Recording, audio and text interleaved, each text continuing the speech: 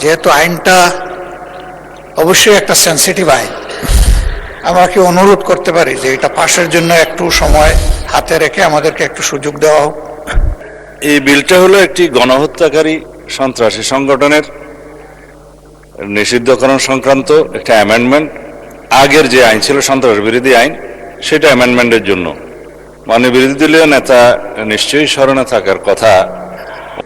আমি এখন মাননীয় স্বরাষ্ট্রমন্ত্রী সালাউদ্দিন আহমদকে সন্ত্রাস বিরোধী সংশোধন বিল 2026 উত্থাপনের অনুমতি প্রার্থনার জন্য আহ্বান জানাচ্ছি। মাননীয় স্পিকার, আপনাকে ধন্যবাদ। আমি জায়গায় ফেরত আসছি। মাননীয় স্পিকার,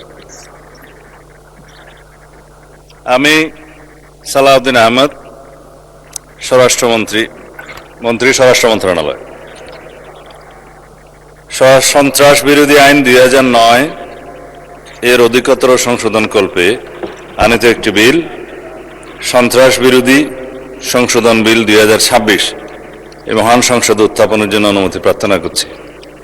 মাননীয় মন্ত্রী, আপনি বিলটি উত্থাপন করুন। ধন্যবাদ মাননীয় স্পিকার। আমি সালাউদ্দিন আহমদ, মন্ত্রী, স্বরাষ্ট্র মন্ত্রণালয়, সন্ত্রাস বিরোধী আইন 2009 এর অধিকতর সংশোধন কল্পে আনিত একটি বিল, সন্ত্রাস বিরোধী সংশোধন বিল 2026 এই মহান সংসদে উত্থাপন করছি। ধন্যবাদ মাননীয় স্পিকার। আপত্তি করছে? সন্ত্রাস বিরোধী সংশোধন 2026 সংসদে উত্থাপিত হলো।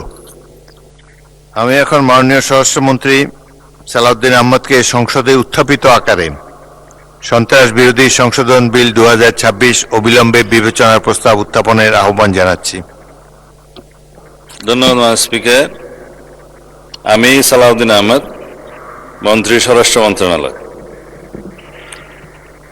প্রস্তাব করছি যে সন্ত্রাস বিরোধী আইন 2009 এর অধিকতর সংশোধন কল্পে আনিত বিলটি, সন্ত্রাস বিরোধী সংশোধন বিল 2026 মহান সংসদ উত্থাপিত আকারে অবিলম্বে বিবেচনার জন্য গ্রহণ করা হোক। সংসদের সামনে প্রশ্ন হচ্ছে, সংসদে উত্থাপিত আকারে সন্ত্রাস বিরোধী সংশোধন বিল 2026 অবিলম্বে বিবেচনার জন্য গ্রহণ করা হোক। যারা এই প্রস্তাবের পক্ষে আছেন তারা হ্যাঁ বলুন, যারা এই প্রস্তাবের বিপক্ষে আছেন তারা না বলুন। আমার মনে হয় হ্যাঁ জয়যুক্ত হয়েছে, হ্যাঁ জয়যুক্ত হয়েছে, হ্যাঁ জয়যুক্ত হয়েছে। অতএব সংসদে উত্থাপিত আকারে সন্ত্রাস বিরোধী সংশোধন বিল 2026 অবিলম্বে বিবেচনার জন্য গৃহীত হল। মাননীয় সদস্যবৃন্দ, বিলটির উপর দফাওয়ারি কোনো সংশোধনী নেই। আমি এখন এই বিলের দফাগুলো সংসদের সামনে পেশ করছি। সংসদের সামনে প্রশ্ন হলো, বিলের দফা 2, 3 ও 4 এই বিলের অংশ হিসাবে গ্রহণ করা হোক। যারা এই প্রস্তাবের পক্ষে আছেন তারা হ্যাঁ বলুন, যারা এই প্রস্তাবের বিপক্ষে আছেন তারা না বলুন। আমার মনে হয় হ্যাঁ জয়যুক্ত হয়েছে, হ্যাঁ জয়যুক্ত হয়েছে, হ্যাঁ জয়যুক্ত হয়েছে। অতএব বিলের দফা 2, 3 ও 4 এই বিলের অংশ হিসাবে গৃহীত হলো। সংসদের সামনে প্রশ্ন হচ্ছে, বিলের 1 দফা বলবৎকরণ দফা, প্রস্তাবনা, প্রবর্তন এবং শিরোনামা এই বিলের অংশ হিসাবে গ্রহণ করা হোক। যারা এই প্রস্তাবের পক্ষে আছেন তারা হ্যাঁ বলুন, যারা এই প্রস্তাবের বিপক্ষে আছেন তারা না বলুন। আমার মনে হয় হ্যাঁ জয়যুক্ত হয়েছে, হ্যাঁ জয়যুক্ত হয়েছে, হ্যাঁ জয়যুক্ত হয়েছে। অতএব বিলের 1 দফা বলবৎকরণ দফা, প্রস্তাবনা, প্রবর্তন এবং শিরোনামা এই বিলের অংশ হিসাবে গৃহীত হলো। মাননীয় স্বরাষ্ট্রমন্ত্রী, আপনি বিলটি পাশ করার প্রস্তাব উত্থাপন করতে পারেন।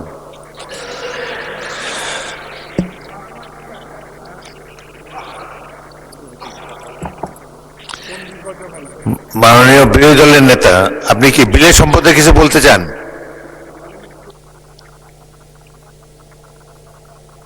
বিরোধী দল নেতাকে মাইক দেন।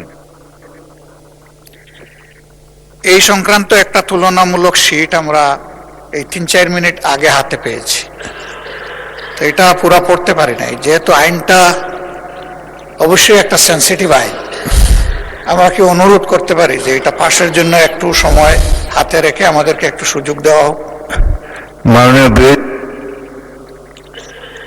আপত্তি জানাবার জন্য একটা নির্দিষ্ট সময় আছে, সে সময় আপত্তি করলে এটা আমরা গ্রাহ্য করতে পারতাম। এখন বিলের এই স্টেজে আর আপত্তি করার সুযোগ নাই। দুঃখজনকভাবে শীটটা তো পেয়েছে এই মাত্র।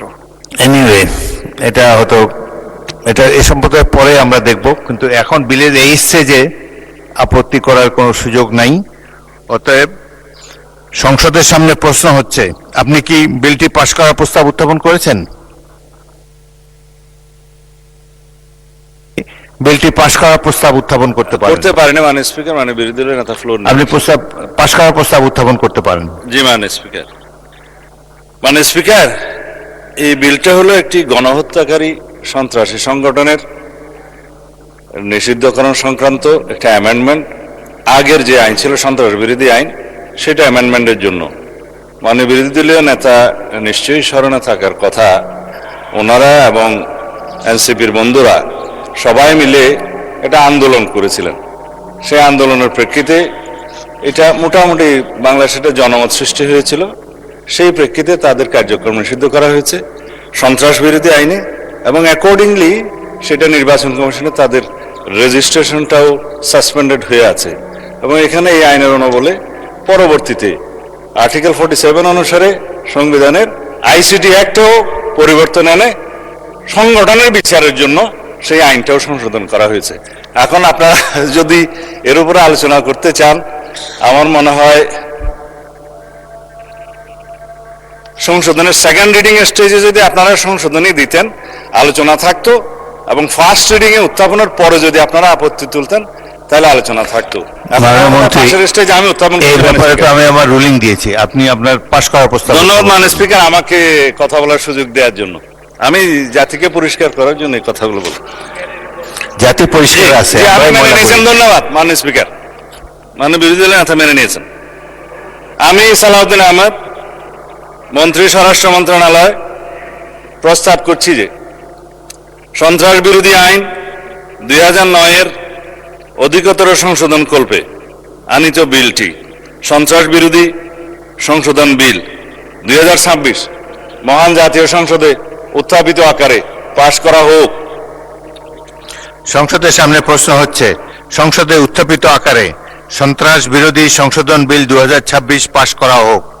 যারা এই প্রস্তাবের পক্ষে আছেন তারা হ্যাঁ বলুন, যারা এই প্রস্তাবের বিপক্ষে আছেন তারা না বলুন। আমার মনে হয় হ্যাঁ জয়যুক্ত হয়েছে, হ্যাঁ জয়যুক্ত হয়েছে, হ্যাঁ জয়যুক্ত হয়েছে। অতএব সংসদে উত্থাপিত আকারে সন্ত্রাস বিরোধী সংশোধন বিল 2026 সর্বসম্মতিক্রমে পাশ হলো।